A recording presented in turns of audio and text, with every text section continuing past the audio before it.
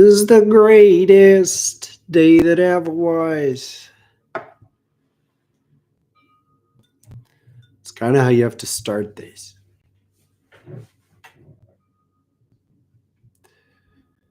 To be present with the incredible consciousness that's awakening requires several levels of learning, lessons.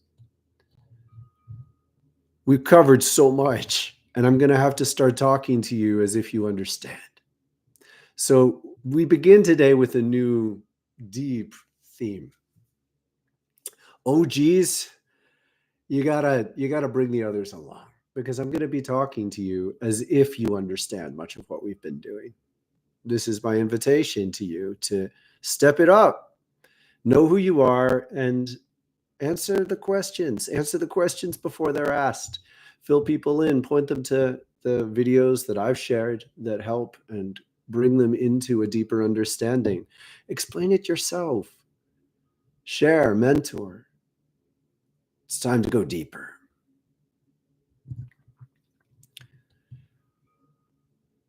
When you still bear deep karmas, you can't be present with your essence. When you can't be present with your essence, you don't know how to differentiate what is in tune and what is out of tune. The karmas pull you in all sorts of different attunements. It's like you're playing a different song constantly on the guitar, and you're retuning every time, and you're retuning some of the strings. It's all out of harmony.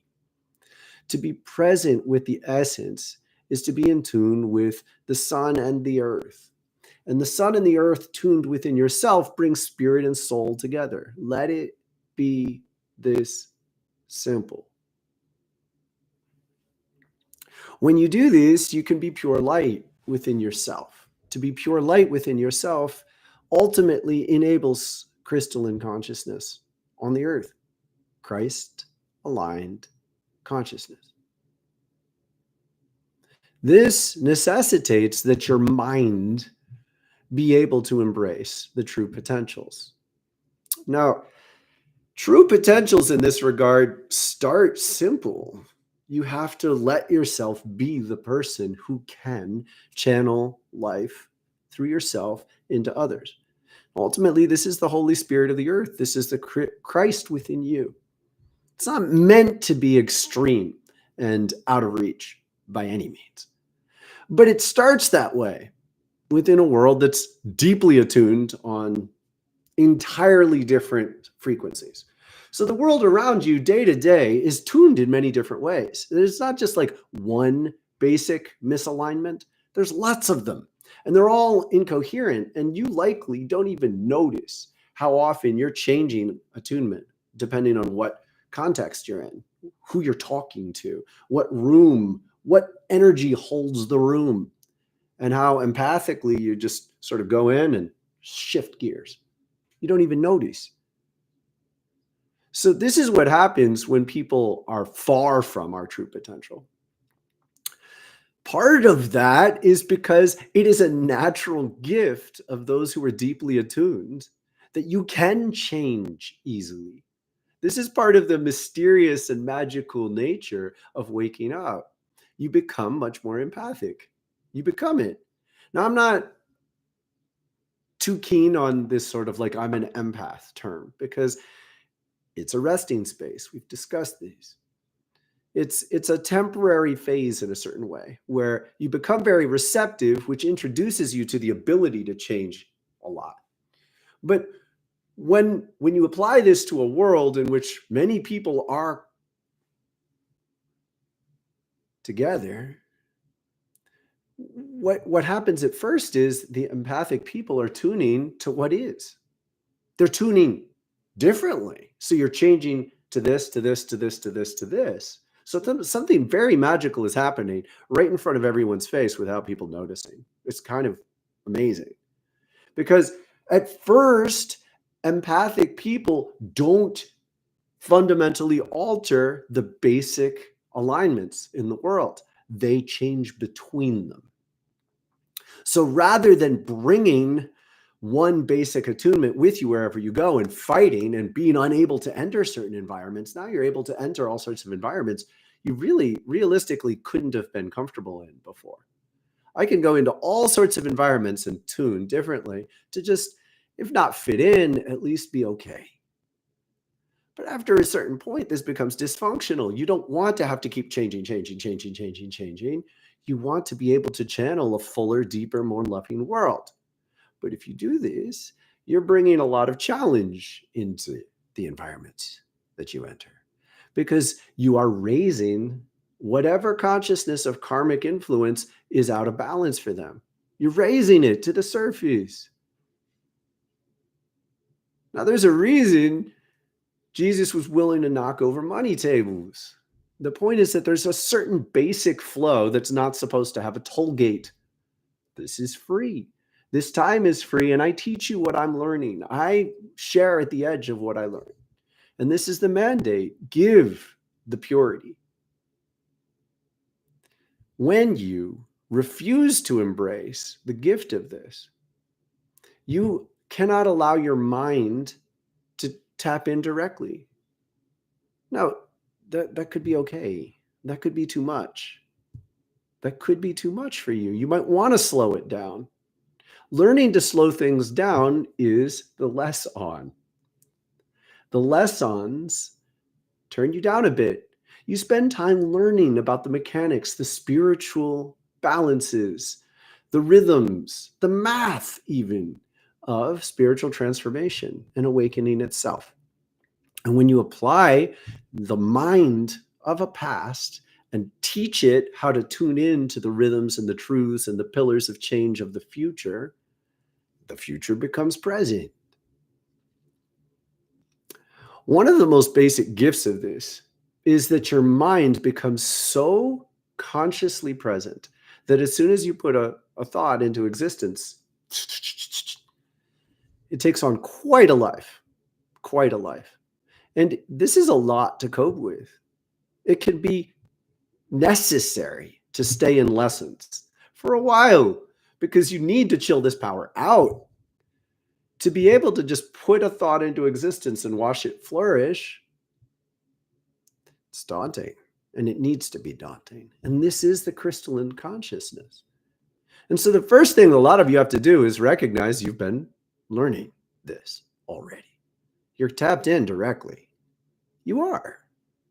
You've been learning this already. You've been learning much of the core foundations of a new way of life directly. To appreciate why it's necessary to come to me, to learn lessons in this form, is sit there and say, yeah, I knew that already. Like, I imagine many of you continue to have this instinct. I want to encourage it. Yeah. Thanks for the reminder, Daniel. So look at the comments. Some people are like that. A lot of people are like that. It's good.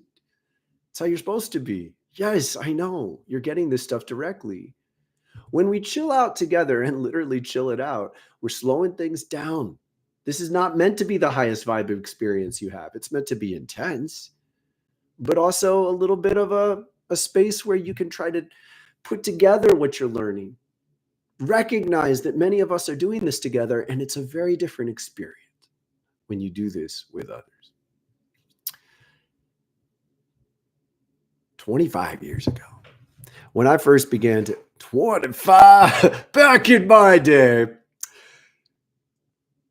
it was really unspoken. Like, there was just not much of a dialogue, conversation. There were no public arenas where people were talking about such things. So when I tapped into crystalline consciousness, I blew my lid. I was like, I'm Jesus. A lot of people go through these. I met countless, usually young men, who went through this, and it fried our brains. Because your mind becomes so powerful that you're tapping into the truth immediately. And if you contradict it, if you say, no, I'm not Jesus, you're immediately instituting that. So the power of your mind gets used to negate the power of your mind. This is a crucial lesson. It's a dynamic that you start to see in many different contexts, and you need to become aware of it. You need to become good with it. Because this is about unraveling the ways in which you are using your power to stop your own power.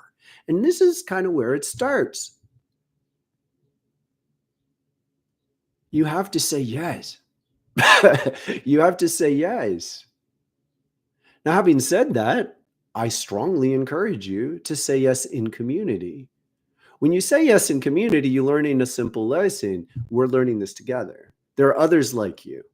We're all struggling to embody, to incorporate, to attune, to lift up from out of our worst, to chill out when it gets really extreme. We're all learning to do this together. And to learn to do this together is a very different dynamic than one young man waking up in the wilderness, finding that they're surrounded by people who don't get it. Now, I say that because the archetype of the young man leads straight back into this Jesus story. I thought I was the second coming.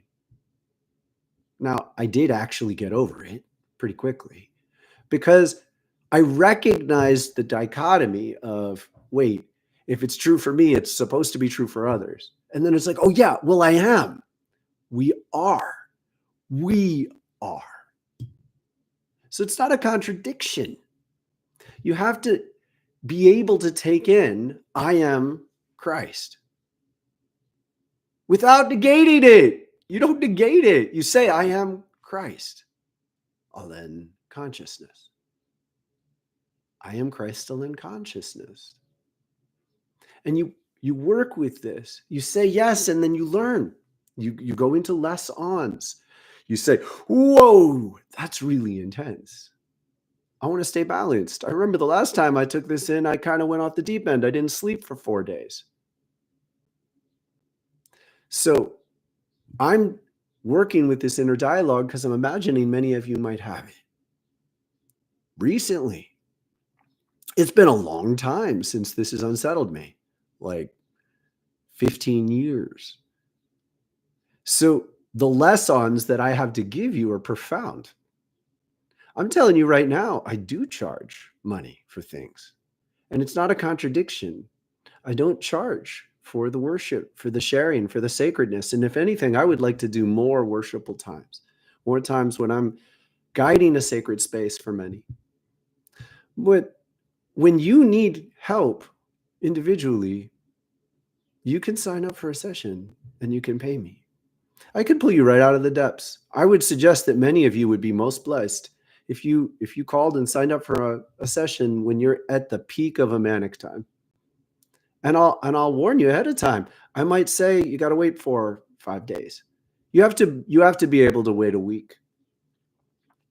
And in that time, you're working with your extremes, and you're working with the fact that you need someone to balance you out because some part of you is screaming not to be controlled, right? So you have to do that work. You have to do that work to say, this guy can help me because I can. I'll pull you right out of the chaos. I'll give you a resting spot and I'll help you breathe. I'll help you find your center and I'll give you homework. I will give you lessons. And it is actually a little bit daunting to recognize that this is the way. You have to learn to chill yourself out a little when you're at the incredible peak of what you're capable of.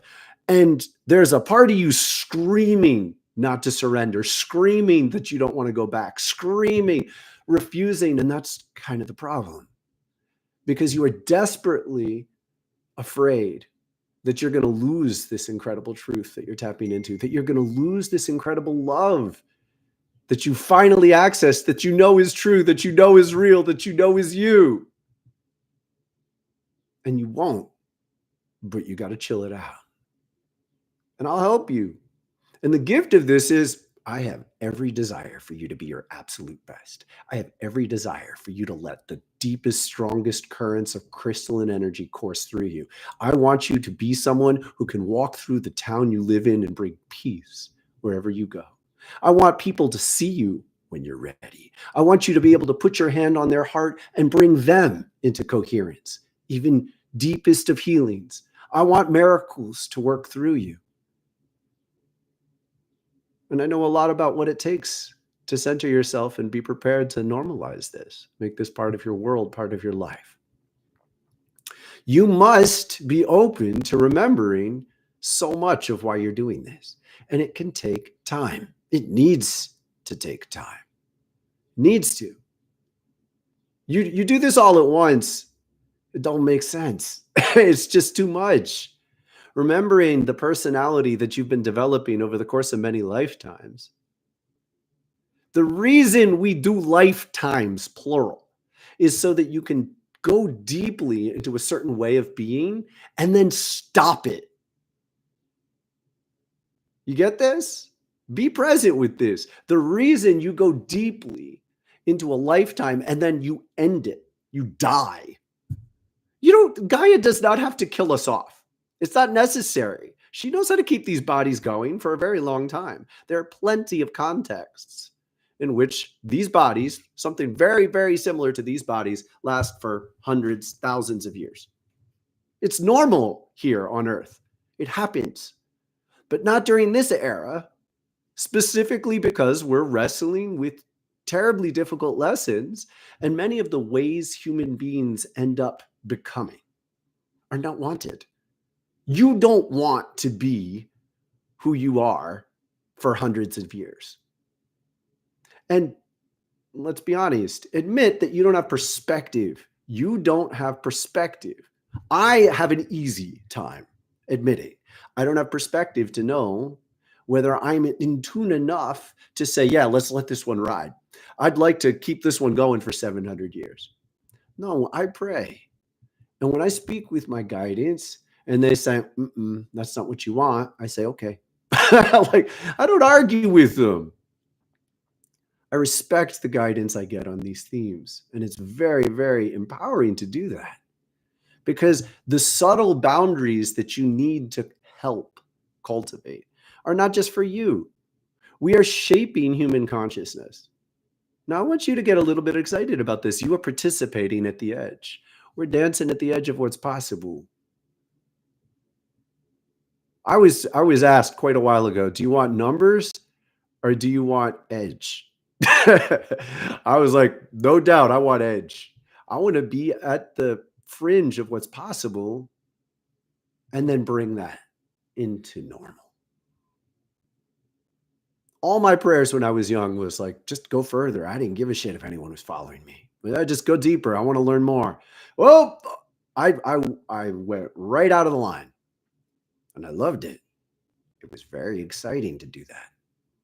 And then after, get a little older and it's like, okay, the humbling I got was I'd learned enough. It was my responsibility to bring it back now. And I hit a certain point, I'm like, okay. I actually pushed a little more after that. And they're like, hey, you insisted. We taught you more, but we're telling you, you're going to be more impactful if you bring it back now. And so to shift from the dare of the edge, into the service, to say, this is what I am, all that I am in this life, in the lifetimes before, all that I am, how can I best serve?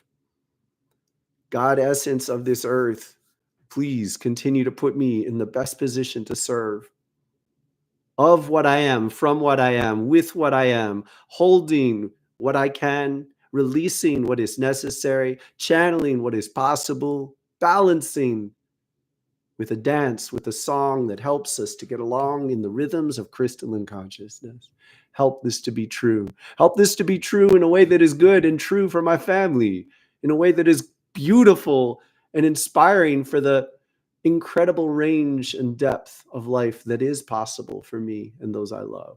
Help it all to work together well. And show me where the challenges rest. Show me, bring me the challenges that I am prepared to take on. Give me the perspective I need to turn it into a beautiful song of this world at the edge of what's possible, brought into an evolutionary time. We are evolutionaries, bringing the transformation that you've wanted all along. And it works better when we dig down and we develop the persistence and discipline, to carry these themes into a world in a way that is needed. And that's not always as exciting. That's that you don't always get to rest in the deep dive of the sacred essence that many of you have experienced. I know you have experienced it. But there's also a shell shock to go through that extreme of spiritual awakening and then to just be daunted, angry even at the way the world works. And it's crucial that you learn to recognize your anger itself as both an appropriate response to what is and a significant sign that you lack perspective on what will be most effective. Please respect what I just said there. Your anger is an appropriate response to how awful the current state of many things are. And it is also a significant sign that you lack perspective on what effort and focus you can give that will work. Because you have so much to give. There is so much that you can give that will work well. And to settle into that, you have to settle into that. You have to be willing to go with a vibe that might not feel ideal at first. It might feel like not enough. It might feel like this doesn't match the exceptional extreme that I feel. I know that we are the second coming. I can't believe that they're asking me to say this, but I'm going to tell you because I was asked repeatedly. This also is a joke. It is a funny joke. It is, I am sure, to some of you, a sacrilegious joke.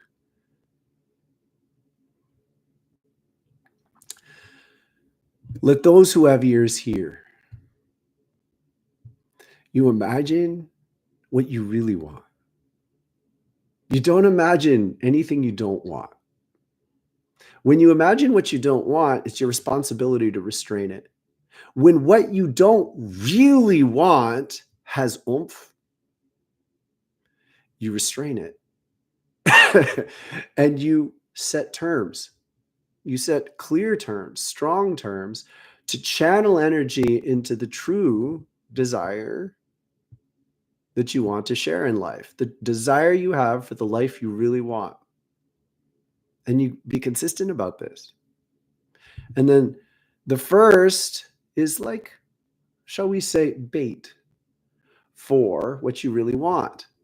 And if you're not creating bait that attracts what you really want, when what you really want arrives, you won't be there. Bait for what you really want. Bait for what you really want. And you'll get. Let those who have ears hear. To create space within yourself is to understand that the deepest love that you are available for will get undermined. You will be pushed and prodded. And it's essentially the world saying, are you sure? As soon as you begin to create what you really want, it is not mean. It is a gesture of respect that the world will start presenting you with other options. Well, you sure? And if you go, well, I don't know, that seems really cool, you fail to recognize that you built the intensity by having a strong intention. And if you depart from your intention to generate something else, you're going to step down. Now, it's explosive at first. When you burn down a new house, that house might not be warm enough to keep you. That house might not have good, strong walls yet. It might not even have a good floor, but man, that frame will burn. It's exciting. Let those who have ears hear. It's exciting to burn down a house even before it's done. If you set clear, strong intentions to create something, it's always going to be intense when someone comes along and says, I'll help you burn that. And they're not evil. They're just options. The consistency that you must create to develop momentum in this life, once you awaken, is only more crucial than it was before.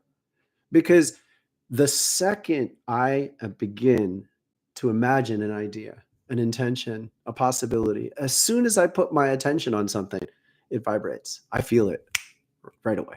There's no differentiation for me. And if I keep my attention there, I breathe it into a deeper life. And if I breathe it into a deeper life, now it has some momentum. But next, we're talking about investment. What does it look like to invest in this over the course of weeks, months, even years? Years. I want you to appreciate, it took me 10 years to write this book. In the back of this book, there are lists. Can you see that? Each of these lines, I could sit for an hour. I could sit for an hour just working on the individual phrases, because at the time I wasn't as good at channeling. So I was tuning in, and I was tuning into Thoth, saying, is this what you're telling me? And the way channeling works, they do their best not to negate you. They're saying warmer, colder. When you're learning, you don't hear a fluid conversation yet. So you get warmer and colder. If they said no, you're severing a connection. Now, sometimes that's necessary. But once you start generating more intensity and harmony, you want to bend it. So I would get a phrase closer to what's true, and then I would just like sit with it, sit with it. That's how it took 10 years to write that book. Because then I would practice what I was applying. And sometimes I was making a mistake in how I framed something because I hadn't learned some lessons. So I had to practice giving sessions, teaching classes.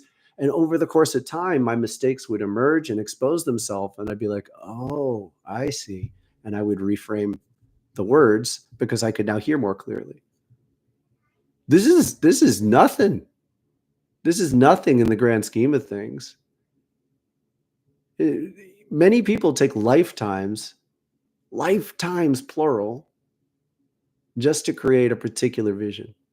And I am on multiple lifetimes working on this dream, and I am willing to go into another one. The incredible impact that I see in this dream that I'm living makes perfect sense to me, that I might have to die and be reborn into a deeper level of commitment with it.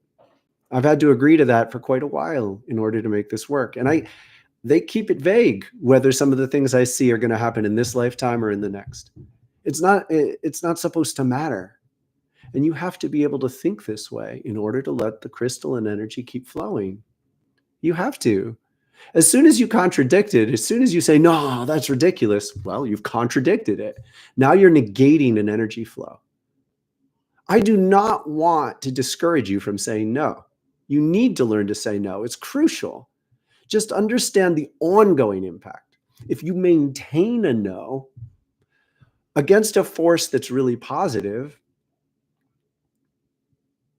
really necessary, then you will lose all of that. You don't get to reuse it. You don't get to rechannel it.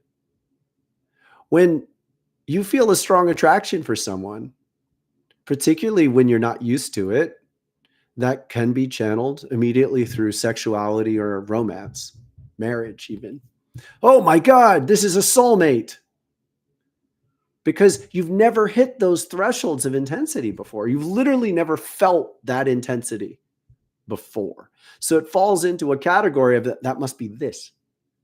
You need to learn to wrestle with the sense that this is an immature mind learning to expand. There's no offense in that. It's just an aspect of learning that perhaps you have never been prepared for. And I'm doing my best to do it now. When you encounter this cognitive dissonance, as your old mind is fractured by the intensity of potential and reality right in front of your face, you come to terms with the fact that one time I did an incredible performance. And when I got off the performance, I sat down and it was very intense. It was a very intense performance. And I captured a lot of people's attention, shall we say. And I got off, and all of a sudden I was sitting next to someone who I'd never met, and he was like my best friend ever. And I went through several phases of being like, oh my God, I must know him. He was a catalyst to help me through a change. And to be present and allow people to be who they really are, rather than gripping them and squeezing them into the form, the mold that your mind anticipates them being, is a fundamental act of maturity. That's why it's necessary to pay people to help you sometimes. Now, it's not necessary, but it definitely makes a big difference, because you can trust that I can wrestle with some of your deepest confusions with you.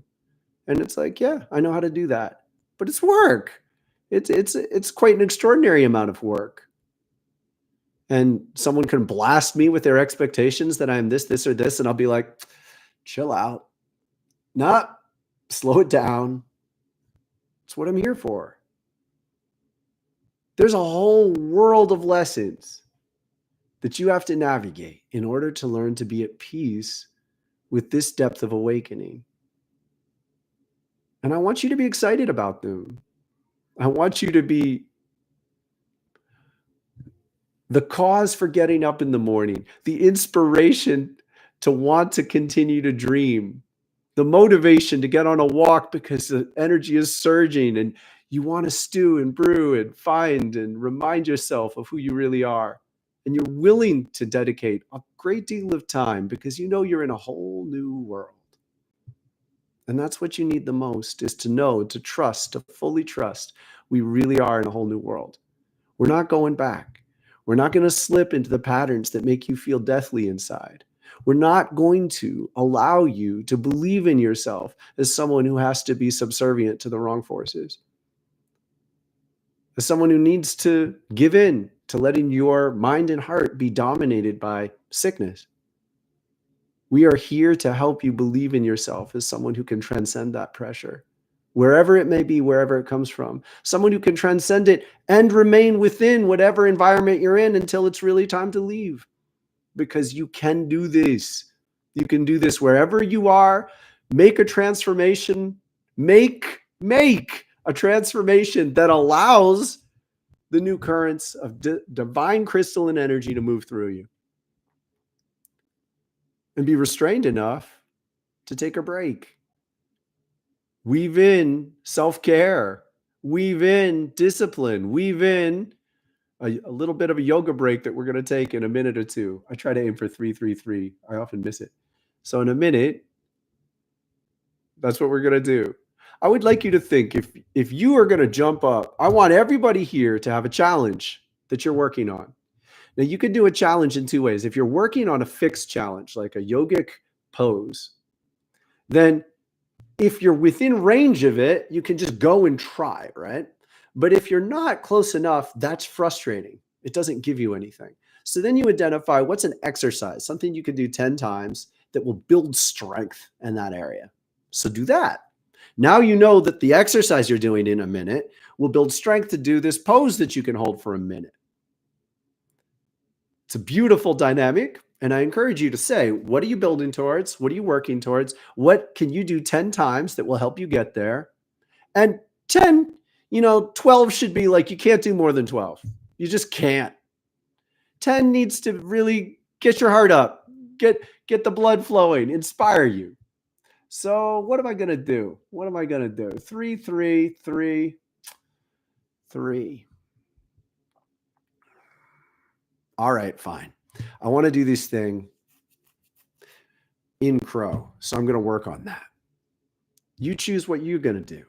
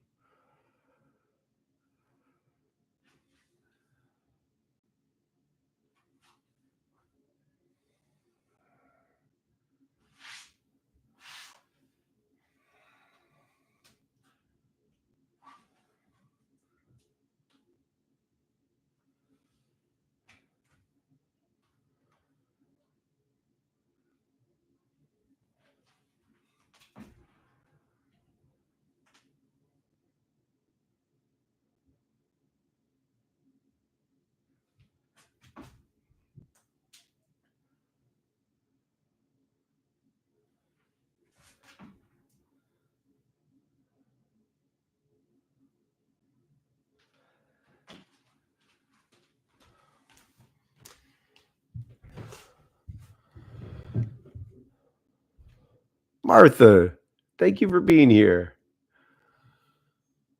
Hi, Lord Maitreya. Welcome. Walid. Chris. Thank you for being here. And I appreciate the respect.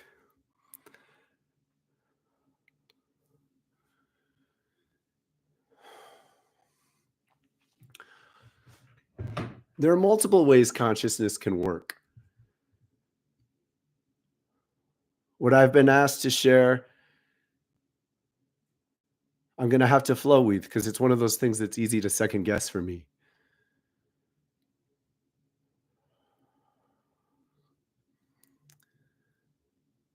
The original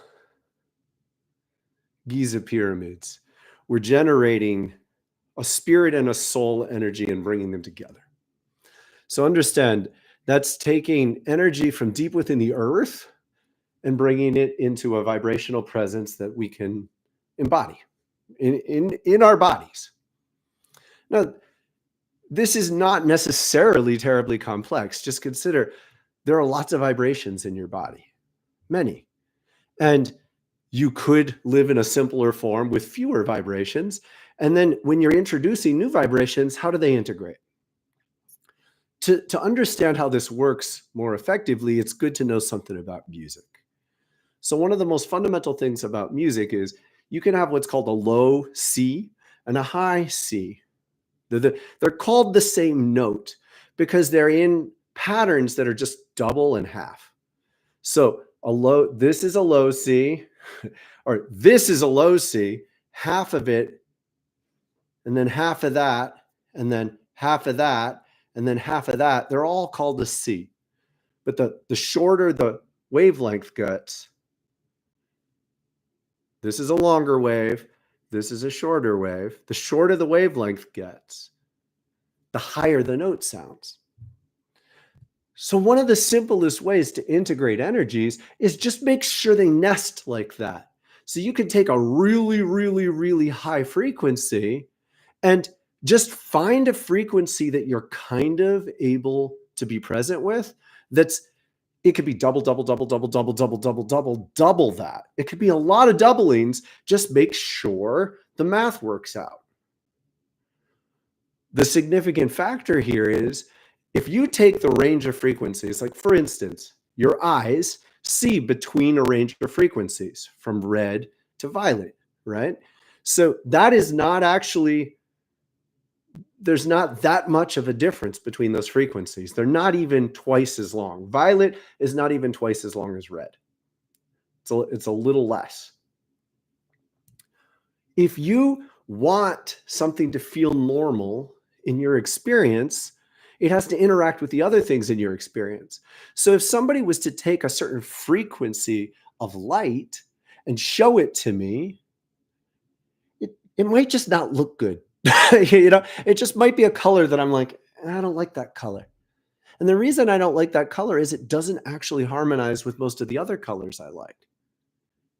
And this exposes the fact that you're probably choosing to surround yourself with a certain kind of color. Some people are brighter, some people are darker, some people are more pastels, right? These are just the ranges we know about. But the shades in between there, it takes a real attention to pay attention to and discern what's going on. Well, think vibrational frequency. There are a certain range of frequencies that you're comfortable with. You don't even know why you're comfortable with those frequencies. You just are. If I was to introduce a frequency that it's in range, you could feel it, but it's just off. It's tuned differently from the rest of what's normal to you. So now I'm facing a challenge. Am I going to retune to this new frequency? If I retune to this new frequency, I'm going to have to change everything else I'm doing. It's just about priorities. When we're taking energy from the heart of the earth and energy from the sun, and we're putting them together, if we're going to prioritize the harmony between spirit and soul, this might contradict a lot of what you're doing in life. This is spiritual awakening. This is spiritual awakening. Spiritual awakening is the dawning energy of crystalline consciousness, which I invite you to realize. Crystalline consciousness is the harmony between spirit and soul originally laid down with the Giza pyramids. Now, they were created harmonically to channel these energies. The energies are more primary than the pyramids, but the pyramids are channeling these energies into a form that can be present in a human body. The ancient rituals did this. And this was necessary to create the potential to have these energies in the human body. And over lifetimes, thousands of years of doing this, thousands of years this was done. Ritual after ritual after ritual. Individuals going through this process of bringing soul energy into the earth, bringing spirit energy up into human planes of existence, harmonizing those two energies together. Crystalline consciousness. And after a while, it's present enough that we can feel it wherever we are. That's what's happening. That's what's happening. That's what's happening. This is what spiritual awakening is. And when this energy sweeps through you, it's telling you time to change your priorities. Maybe it'll work with the work that you have in front of your face. Maybe it won't. Maybe it'll work with the community you live in. Maybe it won't. There's no strict recipe. Much more than you might anticipate will actually work with crystalline consciousness, because the guidance of this world, the Gaia dance, none of these words are accidents. The Gaia dance of this world has been set up to receive crystalline consciousness, Christ-aligned consciousness. But you've got to transcend certain blockages.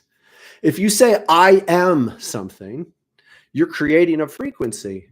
If that frequency contradicts the crystalline consciousness frequency by just being off, it's just out of tune, then you have to choose which are you going to go with.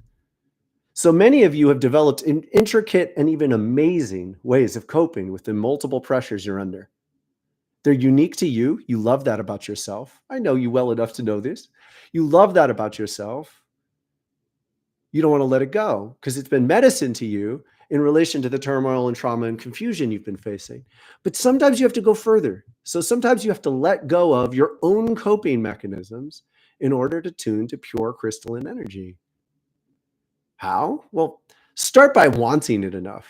You got to want it, you got to want it some more. You want to know what happens when you want something spiritually? It gets heard. A desire is like a little flare you send into the world. It's like,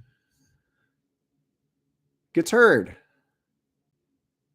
You know what spiritual guidance says in response? Are you sure? Are you sure? A lot of you are here, and I want to bring you together. We are coming together to be present with each other in a way that says, it's easier to answer this question together. Yes, I'm sure. I'm sure. I'm sure I want this. I am sure. Of course, I don't know the full magnitude of the impact. I get it. Many of these choices are out of my hands once it's rolling. Yes, I say yes again. And then I say yes again. And then I say yes again. Because it is most important to me that I live out my calling, that I do a good job at it, that I do an amazing job at it, that I keep learning, that I keep channeling, that I meet the challenges that I'm asked to meet, and that I trust that even the intricate pressures and confusions and tensions that I can't anticipate will be met with love. And I invite you to make a similar prayer, because it is worth it. And it's worth it to recognize it's likely you've been saying, yes, I want this. And then going, maybe not. Yes, I want this. Oh, I haven't been getting any sleep for a while. Yes, I want this. But I don't want to lose my car. It's okay. It's normal. It's okay to say, I want this and I want to keep my car. You just have to make your priorities clear. Okay? So here's something really special that's been happening. The Egyptian culture instituted this incredible vibration that eventually influenced Judeo-Christian culture. Now, much more than people want to admit for whatever racist reasons, they couldn't come to terms with the fact that the ancient Egyptians were very dark, black by many measures. And first and foremost, by obscuring that, white, whatever pinkish dominance of the Caucasian European tradition arose, they wanted to believe it all came from the Greeks. The Greeks were typically pretty clear they got it all from Egypt. They didn't hide it. We did in how we studied it. So the Greeks got their heritage from the Egyptians. In many ways, the Judeo-Christian culture was just deeply woven with the Egyptian. So what we inherited in this form had a certain purpose on the earth. What happened in India was different. First of all, I don't mean to over stereotype. I have not been to India in this lifetime, but I have lived there for lifetimes. We were doing a protest meditation in my town. It was pretty intense. It was beautiful. And we sat and meditated for quite a while, right in the center of the city. And I remember I just went right in, and it was a really beautiful meditation. And just out of nowhere, someone goes, "You were Brahmin, weren't you?" And I just go, "Yes." I mean, I went with my trust, which I developed over the course of remembering these lifetimes. But it was quite a remarkable experience to be in it so completely that I was just like answering as that person. I know a lot about why things have been created in this form, partly because I've been a soul who's incarnated in many different traditions. And to be present in this is to recognize, to accept, to embrace, to be grateful for the fact that the Indian culture maintained memory of reincarnation. The culture is just like able to embrace this as relatively normal. I don't mean to over stereotype. I'm sure plenty of people who live in India, which don't necessarily all consider themselves of the same culture, do not address these themes, but many do. And to live surrounded by a lot of people who know how to reinforce your memory makes a big difference. Furthermore, they developed a more substantial adherence to pyramids. Now, I don't mean to knock this. This is not strictly what we're doing here. Human pyramids, consciousness pyramids that say the support structure of an entire community can elevate certain individuals. And this channeling of energy, it maintains a very strict, it's like rock the boat at the bottom level and it can really shake the whole system. But one of the gifts of this is many more individuals were elevated into incredible ranges of consciousness. Stuff that we have not been able to mirror particularly effectively in European and American cultures. And when you accept the interplay of these cultures, what happens when they come together?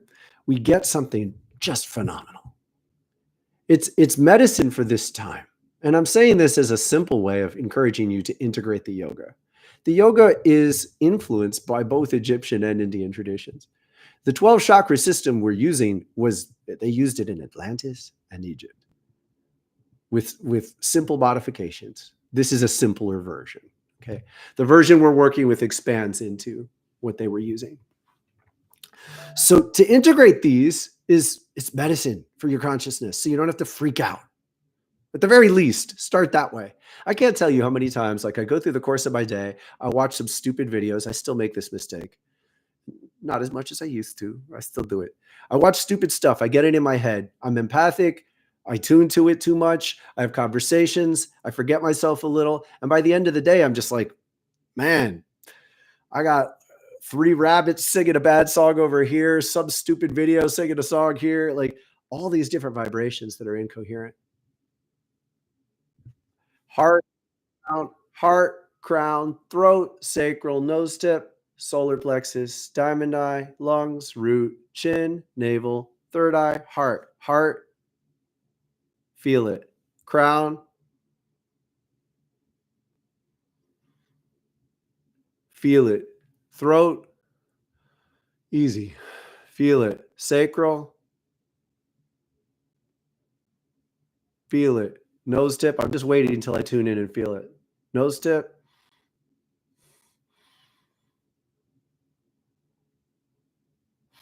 Feel it. Solar plexus.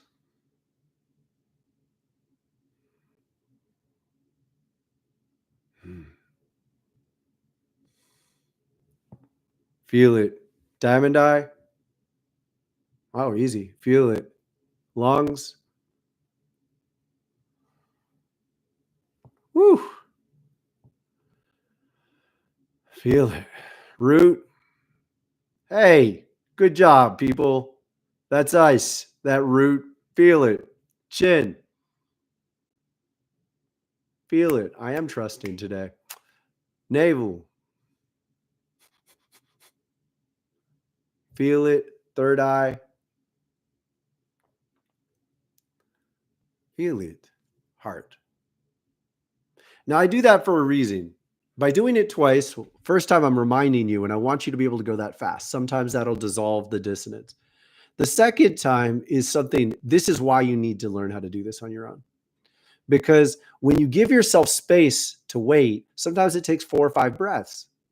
Sometimes you got to go subtle. So that you don't necessarily want to follow what I'm doing. It's not necessarily what's best for you. It will be better for you when you can stick with a chakra until you tune in. And that'll tell you a lot about yourself and a lot about yourself today. And this is medicine to just pull you right out of all sorts of empathic confusion. And you got to learn to recognize the way you pick up vibes through the course of your day. You're just carrying vibrational confusion with you because you're so good at being present wherever you go, even with a video you look at. You know how to tune to it. But at the end of the day, you're dealing with the echoes of everything. So this is fundamentally, it starts as medicine to bring you into coherence out of that space, out of that experience, every day, every day. And I use it multiple times a day. Now, next level, people bother me like, because the shadow side of many people, and sometimes it's the higher self of many people, know how to contact me. And I almost always say no. So I experience them energetically. I experience you energetically, and I just put you in check because I'm not an open door. Now, I'm not good enough energetically to just be a wide open guru. So a wide open Sadguru is essentially saying, I can talk to everybody all at once. I am not that good. And what that means is you're able to bifurcate your attention. So it's not like you're conscious all the time. You're multi-conscious, like you're allowing multiple frequency connections. But I can allow many frequency connections with commitment, knowing that we're going to check in, we're going to work together, we're going to converse, we're going to set the terms. And then I can allow those energies to flow. But I'm not doing this for everybody who shows up from YouTube. And sometimes some very interesting characters show up from YouTube and they start trying to talk to me. And I'm just like, put it in check, balance it, and set the intention to like, this can't be a negative experience for me. Otherwise, I'm not going to make it very long, right?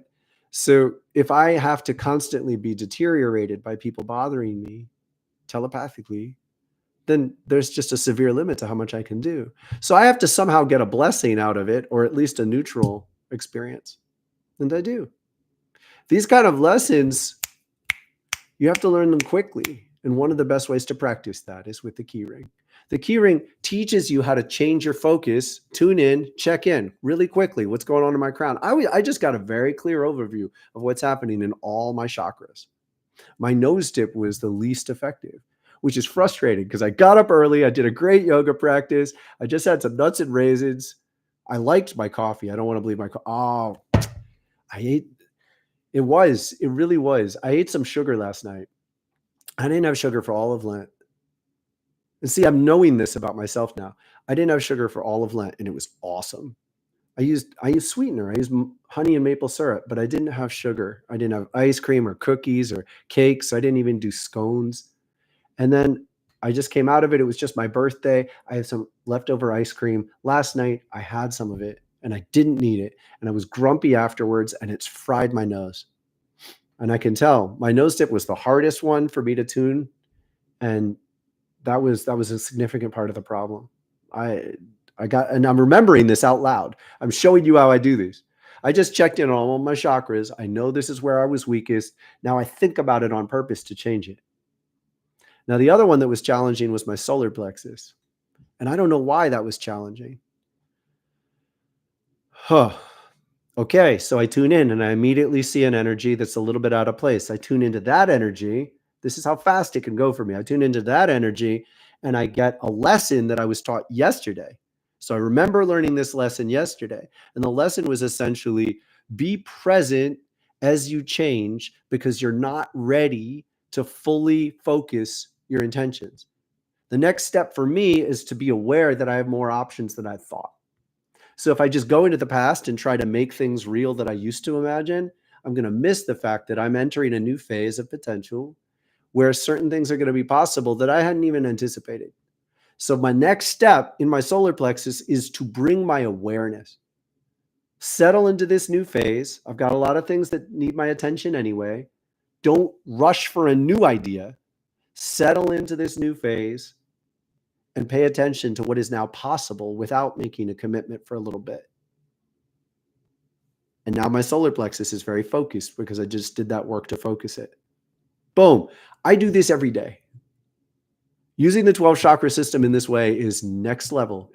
It keeps you aligned with crystalline consciousness and it's practical. So I go through the 12 chakras in the key ring pattern. I'm not going to do it again. Memorize it. I go through the 12 chakras in the key ring pattern. I recognize a little bit of unique insight about each one. This works much better if you could do it at your own pace. I recognize that unique insight, then I work with it afterwards. So I just worked with 2 pieces that needed extra attention. It didn't take me long, but that's a major refocus in my mind and my attitude. And then I carry that. I see it through. I follow it. I take action based on these insights and I get better at it over time. And so can you. So check out the work we're doing. Ask around for what to do, what's possible. This keeps you going. This keeps you aligned with crystalline consciousness.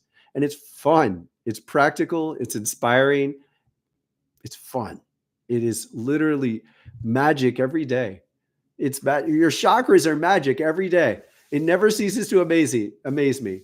I remember being paranoid when I first realized this key connection between my heart and my mind. I was just so astonished that I could think different things in my mind and I could feel it change my heart. It was so amazing. And once I got a little bit better at it, so essentially I just started learning, when I think those thoughts, it makes my heart feel bad. So then I would stop thinking those thoughts as best I could. Once I got that much better, I got really scared that I was going to lose this capacity, that it was like something I could lose. And that was 25 years ago. I haven't lost it. It's so much fun. It's only gotten better. It's worth it. Whew. So you are invited to our lightning sessions, which are starting in just a couple of minutes. Go to the website. There's a link on the front page now. Sarah, thank you so much. Sarah reformed this website incredibly. Sarah, Angie, and Emiliano all powwowed together, figured out how to make just a huge range of changes. And I was like immersed in producing a couple other projects. And then I look around and they just done a ton. You're awesome. Thank you. It's much easier, much more intuitive, feels more sacred. And you're invited to visit, explore. And the first thing you can find is this button that says join the gathering. We are going to join live. I'm going to offer readings. The goal is for me to help you as much as I can in this time. And that often means like we're trying to bring you into coherence, into harmony with crystalline energy. The consequences are extreme. They're almost all positive in the immediate, meaning you'll appreciate it. But you do have to be willing to recognize we're retuning you. We're retuning you towards the harmony of spirit and soul, crystalline consciousness in a practical way. That may well bring up confusion, make it a little more prominent. That's a sign you got to do work to clear that confusion. That may well force you to make some choices that you've been avoiding. Could be unpleasant. It's worth it. You have to buy in to a willingness to say, when confusion and even some kinds of pain, tension come up, you want to face it because you want to be well, you want to be healthy, you want to be empowered. It's worth it. If a difficult choice is brought to the surface by awakening energy, I want you to be with the simplicity of this. If you open to awakening energy, whether through another or just through your own divine guidance and connection, or both, if this brings up a choice, if this makes a choice more prominent in your awareness, it's saying you got to make this choice for the sake of keeping your awakening going. Trust that. Trust that it is crucial. Don't let yourself avoid it. I know I'm talking to several of you right now. So be present. While I say this, I know that some of you are aware that you have some choices you've got to make. If you tune into your heart and you just watch, what keeps your heart going? Now, I don't mean just one peak of surge. The heart can take on all sorts of interesting feelings. You've got to look for consistency. What thoughts, what choices, what paths that you could take bring your heart to life in a sustaining way? That's how to choose. See you soon. Hop over. I'm going to take a couple minutes break, then I will shift into lightning sessions. Gathering online, wildflowerfire.com. Much love be with you and your families.